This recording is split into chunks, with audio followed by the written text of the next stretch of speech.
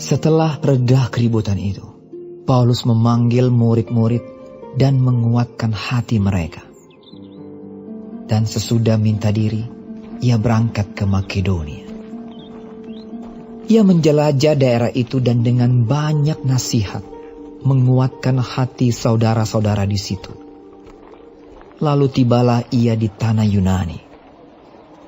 Sesudah 3 bulan lamanya tinggal di situ, ia hendak berlayar ke Syria. Tetapi pada waktu itu, orang-orang Yahudi bermaksud membunuh dia. Karena itu ia memutuskan untuk kembali melalui Makedonia.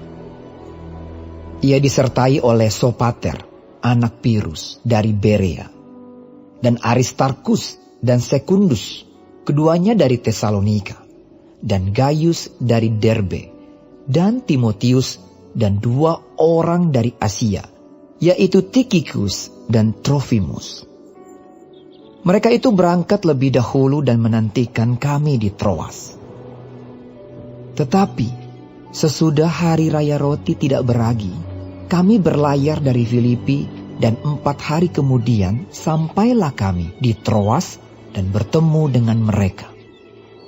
Di situ kami tinggal 7 hari lamanya.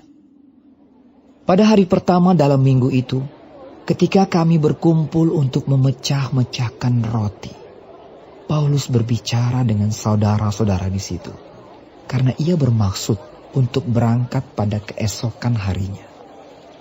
Pembicaraan itu berlangsung sampai tengah malam.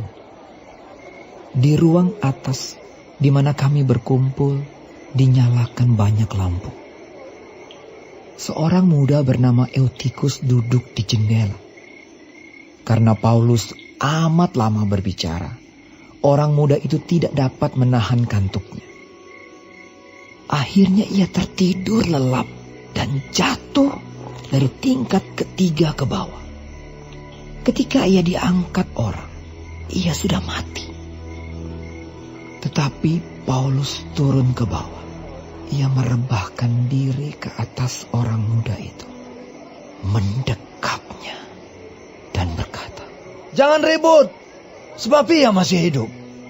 Setelah kembali di ruang atas, Paulus memecah-mecahkan roti lalu makan.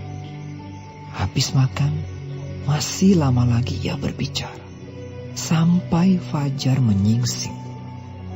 Kemudian ia berangkat. Sementara itu mereka mengantarkan orang muda itu hidup ke rumahnya.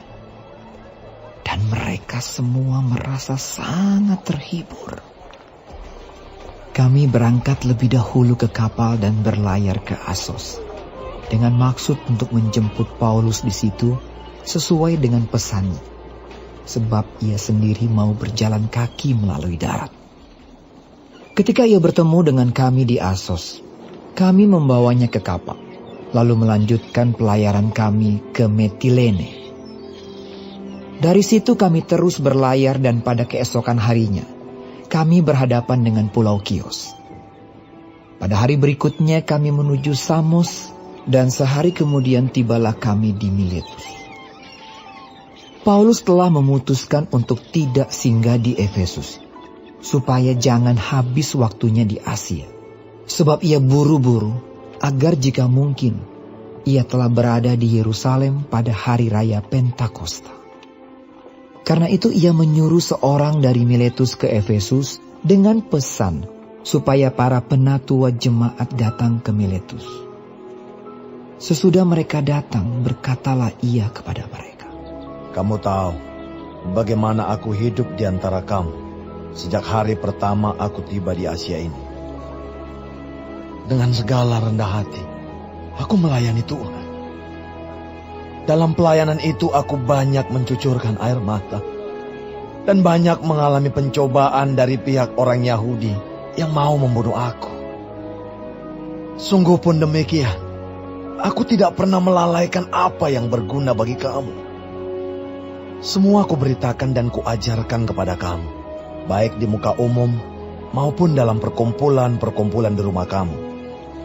Aku senantiasa bersaksi kepada orang-orang Yahudi dan orang-orang Yunani supaya mereka bertobat kepada Allah dan percaya kepada Tuhan kita, Yesus Kristus. Tetapi sekarang, sebagai tawanan roh, aku pergi ke Yerusalem, dan aku tidak tahu apa yang akan terjadi atas diriku di situ, selain daripada yang dinyatakan Roh Kudus dari kota ke kota kepadaku, bahwa penjara dan sengsara menunggu aku. Tetapi aku tidak menghiraukan nyawaku sedikit pun, asal saja aku dapat mencapai garis akhir dan menyelesaikan pelayanan yang ditugaskan oleh Tuhan Yesus kepadaku untuk memberi kesaksian tentang Injil kasih karunia Allah. Dan sekarang aku tahu bahwa kamu tidak akan melihat mukaku lagi. Kamu sekalian yang telah kukunjungi untuk memberitakan kerajaan Allah. Sebab itu, pada hari ini aku bersaksi kepadamu bahwa aku bersih, tidak bersalah terhadap siapapun yang akan binasa.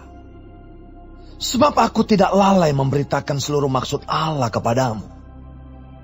Karena itu, jagalah dirimu dan jagalah seluruh kawanan, karena kamulah yang ditetapkan Roh Kudus menjadi penilik untuk menggembalakan jemaat Allah yang diperolehnya dengan darah anaknya sendiri.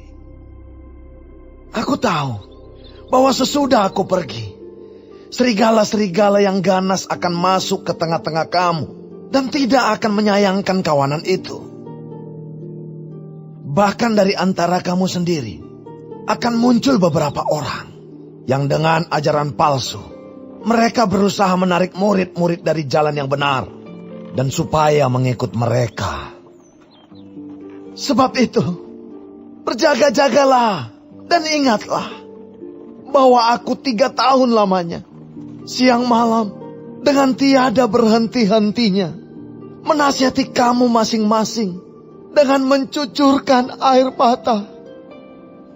Dan sekarang, aku menyerahkan kamu kepada Tuhan dan kepada firman kasih karunia-Nya yang berkuasa membangun kamu dan menganugerahkan kepada kamu bagian yang ditentukan bagi semua orang yang telah dikuduskannya. Perak atau emas atau pakaian tidak pernah aku ingini dari siapapun juga. Kamu sendiri tahu bahwa dengan tanganku sendiri aku telah bekerja untuk memenuhi keperluanku dan keperluan kawan-kawan seperjalananku. Dalam segala sesuatu telah kuberikan contoh kepada kamu bahwa dengan bekerja demikian kita harus membantu orang-orang yang lemah dan harus mengingat perkataan Tuhan Yesus. Sebab Ia sendiri telah mengatakan, adalah lebih berbahagia memberi daripada menerima. Sesudah mengucapkan kata-kata itu, Paulus berlutut dan berdoa bersama-sama dengan mereka semua. Maka menangislah mereka semua terseduh-seduh sambil memeluk Paulus. Mereka berulang-ulang mencium dia. Mereka sangat berduka cita. Terlebih-lebih karena ia katakan bahwa mereka tidak akan melihat mukanya lagi. Lalu mereka mengantar dia ke kamar.